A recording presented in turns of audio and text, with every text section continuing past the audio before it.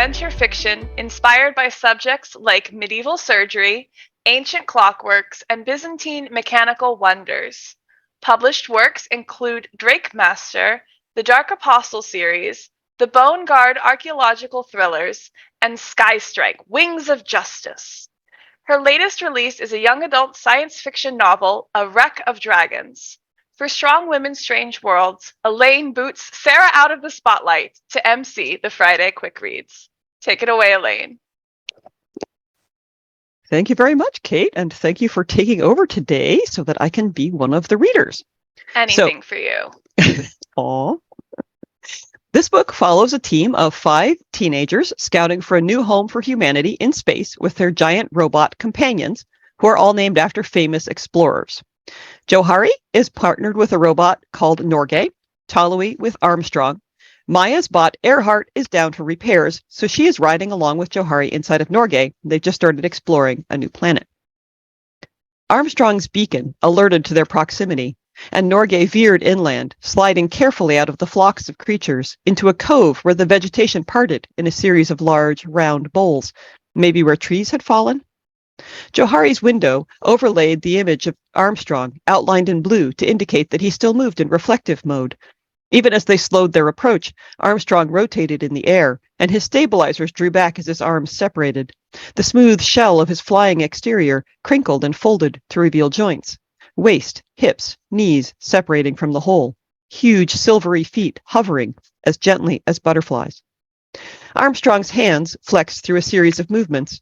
Fingers longer than Johari extruded a variety of tools, ranging from chisels and bolt drivers to guns, nets, and suction tubes. The opaque window at his chest concealed Talui's compartment, the habitat office and control room, as if Talui were Armstrong's living heart.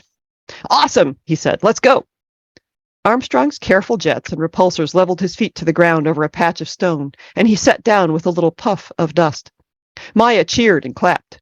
Their previous planetfall, that methane swamp inhabited by water striders as big as toddlers, hadn't been nearly as pleasant. Johari grinned. What would he name the world? They had a list of themes proposed by Fleet Command and suggestions from the colony itself, probably millions of them by now. But in the end, it would be up to him, regardless of whether they stayed.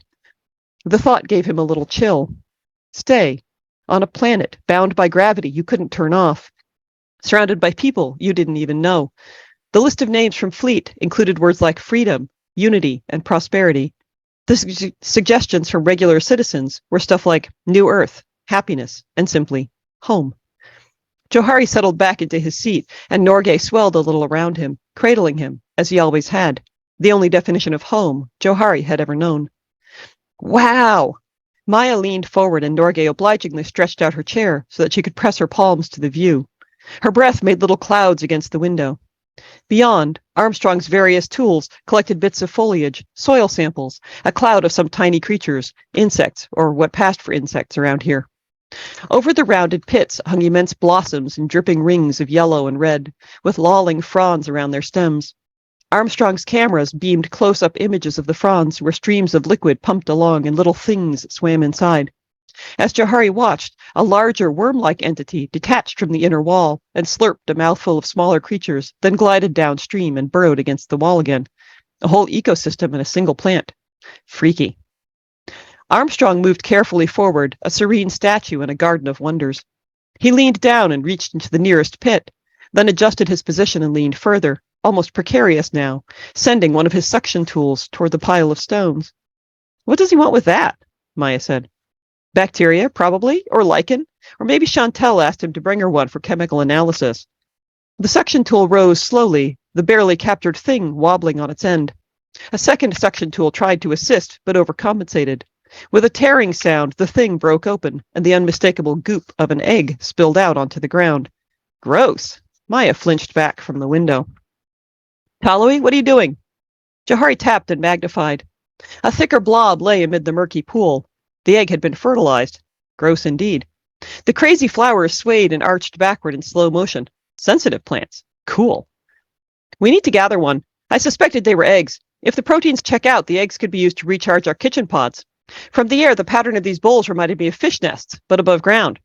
"Yeah, dragons' nests." Maya nibbled on a fingernail. "Dragons? Jahari protested. Giant flying reptiles? What would you call them?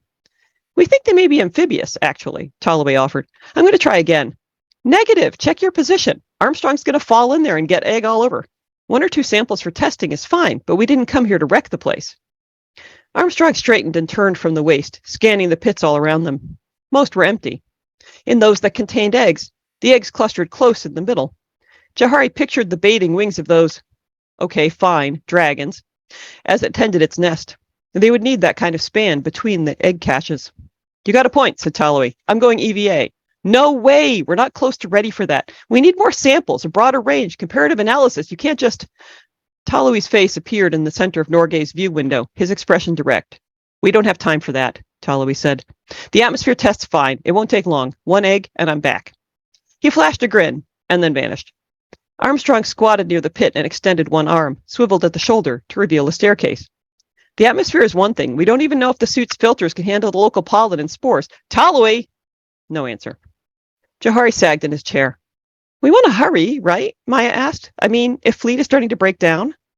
That doesn't mean we want to rush and screw this up. The only other time Scouts okayed a planet for colonization, they overlooked a few tests, and the colony got destroyed. His parents had been there. Jahari barely had escaped with his life, the only survivor. In the view before him, a hatch opened where Armstrong's ear would be, and Talloway stepped through, wearing a slick EVA suit. At least he was wearing a helmet, in spite of the encouraging atmospheric testing. Talloway descended the stairs from Armstrong's shoulder and made his way down the slope into the broad, round pit.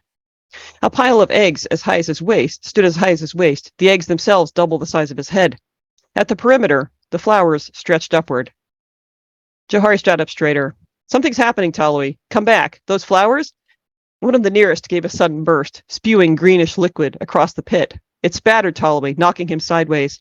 He flailed his arms, righted himself, and the sound of laughter came through the comm. You thought the egg was gross. You had no idea. He reached a hand up and swiped gunk away from his faceplate. Then he gave a shudder. The liquid still contained the organisms Jahari had noticed earlier. Now the smaller ones crept over the surface of Talloway's suit, and the larger ones, the predators, wriggled toward his joints. Shit. Armstrong, Norgay, we got to get that stuff off of him. Talloway spun about, stumbling back toward the slope, his movements jerky as he kept pausing to slap away the creatures. Armstrong's left arm pivoted and bent at the elbow. A barrel emerged, and he blasted Talloway's suit with a fine etching powder designed to remove any foreign matter before re-entry. Norgay zoomed closer, shooting out a cable that latched to Talloway's suit and drew him up the slope. A shadow swept over the stone, and the flowers recoiled as huge wings rushed downward. So, A Wreck of Dragons is now available anywhere that books are sold. Thank you so much.